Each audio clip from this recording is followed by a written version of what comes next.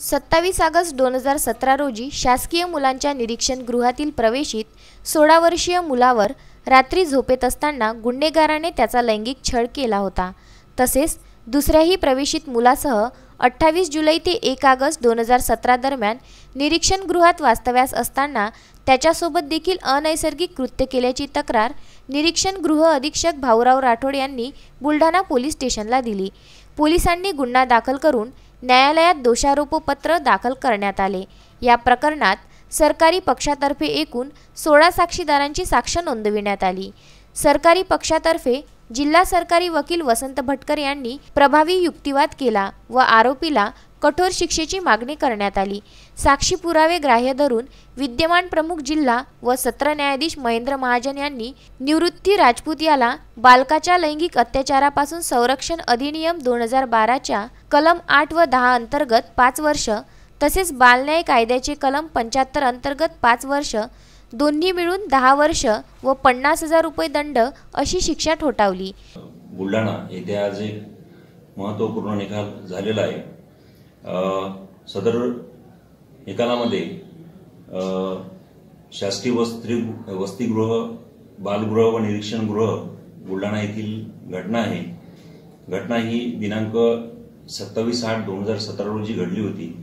तेथील कनिष्ठ काळजीवाहक निवृत्ती बारीकराव राजपूत यांनी वसतिगृहामध्ये जे मुलं राहतात त्यांच्यासोबत लैंगिक अत्याचार केलेले होते। त्यापैकी 2 मुलांची साक्ष विद्यमान न्यायालयामध्ये नोंदवण्यात आलेली आहे। एकूण 16 साक्षीदार या प्रकरणामध्ये सरकार पक्षातर्फे तपासण्यात आलेले आहे। सर्व साक्षीदारांनी सरकार पक्षास अतिशय चांगल्या प्रकारे मदत केलेली आहे आणि आज रोजी आरोपी विरुद्ध पोक्सो ॲक्टचे कलम 9 आणि 10 नुसार गुन्हा सिद्ध झालेला आहे। सदर गुन्ह्यामध्ये आरोपीला 5 वर्ष सश्रम कारावासाची शिक्षा आणि 10,000 रुपये दंड झालेला आहे। तसंच कलम 75 जे ॲक्ट ज्युव्हेनाइल जस्टिस ॲक्ट अंतर्गत सुद्धा आरोपीस 5 वर्ष सश्रम कारावास आणि 50,000 रुपये दंड अशी शिक्षा झालेली आहे। त्यापैकी 25,000 रुपये पीडितेला देण्याचे आदेश सुद्धा विद्यमान न्यायालयाने केलेले आहेत। सदर वसतिगृहामध्ये जे मुलं निराधार मुलं आहेत, अनाथ मुलं आहेत, ज्यांची घरची परिस्थिती अत्यंत हलाखीची आहे, जे स्वतःवरून शिक्षण घेऊ शकत नाहीत, असे मुलं तिथे राहत होते आणि त्या अशा अनाथ मुलांवर कनिष्ठ काळजीवाहक ज्यांची मुलांची काळजी घेण्याची जबाबदारी असते त्यांनी या मुलांवर अत्याचार केलेला आहे आणि त्यांचे लैंगिक शोषण केलेलं आहे। सदर लैंगिक शोषण केले ही बाब विद्यमान न्यायालयामध्ये सिद्ध झाल्यामुळे आरोपीस आज रोजी सदर शिक्षा विद्यमान न्यायालयाने सुनावलेली आहे। शासकीय बालगृह निरीक्षण गृहामध्ये जो घाणेरडा प्रकार घडला होता तिथल्या सुरक्षा रक्षकांनी तेथील 10 ते 12 वयोगटातील मुलांसोबत वारंवार अनैसर्गिक संभोग करून हे समाजात दाखवून दिले आहे की आज समाजामध्ये मुलीच नाही तर मुलं सुद्धा सुरक्षित नाही आहेत।